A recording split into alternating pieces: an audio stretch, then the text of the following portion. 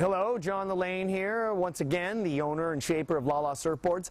We're back in California taking a break from my house in Hawaii and factory in Hawaii, and we're going to be doing some research and development here on some new designs. With me right now, I have a bunch of new designs I've been working on, and we're going to go through them one by one. The first one, which is one of my biggest sellers right now, is the Ninja. And the Ninja was an answer to the Rocket that everybody was raving about, and since I don't copy anybody and I make my own designs up, I came up with this little thing. And the rocker is completely different. This particular board has a bend in the middle of it. If you could see how it kind of comes way up from here and way up from here. So not only does this board have a tremendous amount of concave underneath the front foot to compensate for this bend in the middle, it can be ridden in the pocket since it's got a nice bend in it, or it can be ridden in the flats. This is probably one of my most versatile small to medium board, medium wave boards that I make. And the wings actually serve a purpose. They're breaking the rail line, actually giving the illusion of the feel of a shorter board.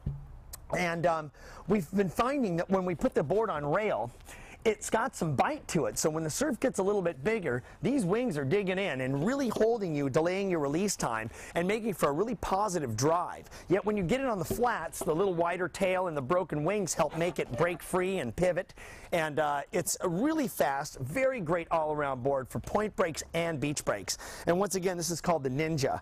And we're putting the little rail channels in just because of the place that I live in Hawaii is very, very unforgiving of breaking boards.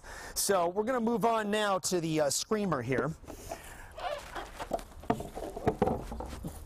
And the Screamer was one of my first designs that I made way back when I started back up shaping again from the 80s.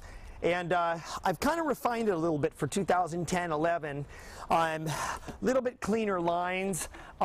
We've got a more high-performance rail on it. I've managed to get my 80s style down rail into a high-performance kind of mode here.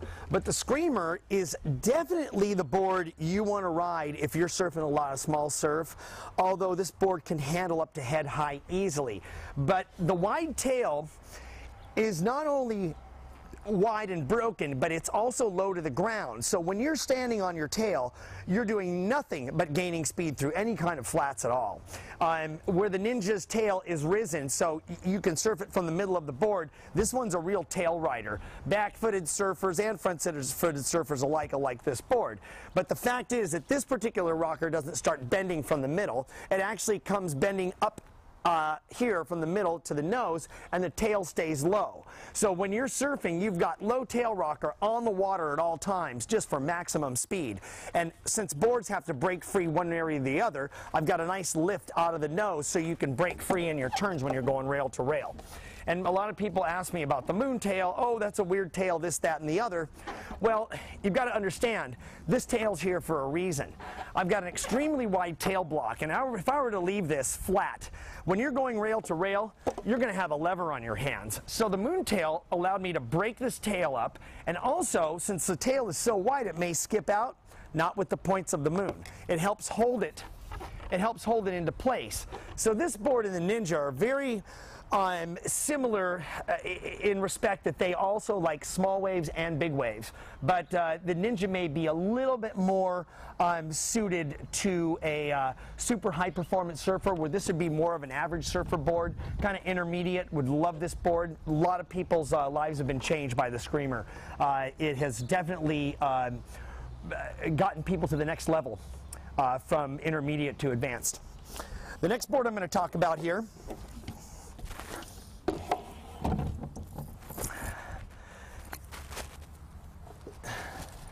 is called the Kingpin Air Disc.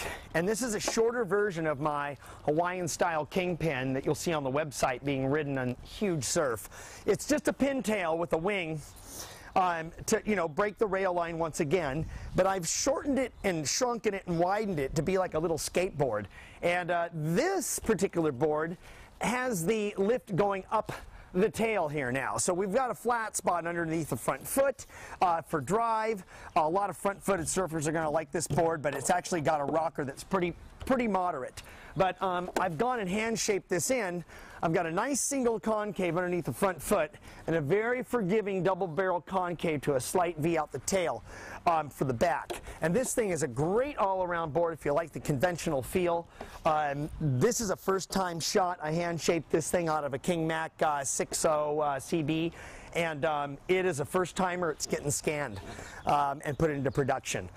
Like I said before, all my boards are handmade, and if they're not handmade, they are scans, exact replicas of what my hands do. Because when boards are produced on the computer, they don't have the subtleties that the hand shaper puts in. So you're getting a second generation pop out of what was.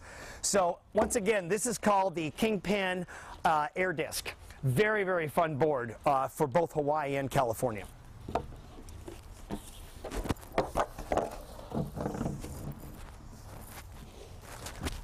And the last board I want to talk about is the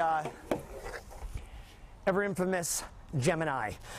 People look at this board, it's very difficult to sell one, but I can't emphasize enough on how fast this board goes. If you can imagine a fish with the nose squared off and cut in, that's all it is. Nothing more than a fish.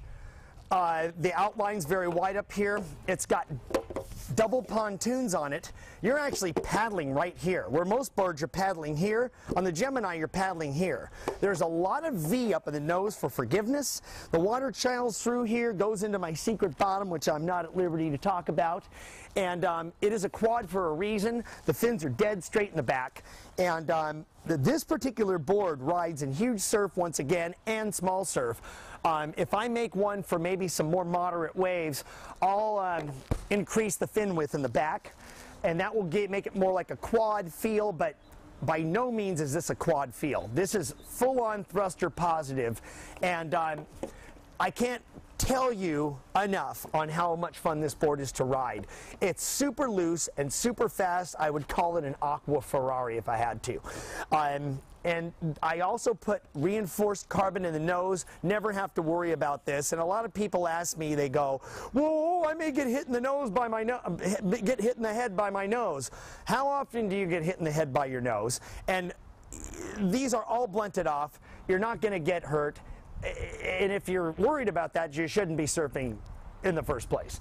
So once again, this is the Gemini, and it is actually kind of a half fish and half super high performance board. If you like really flat rockers and going really fast with really good maneuverability, you've got to get one of these. I cannot tell you. Once again, the Gemini.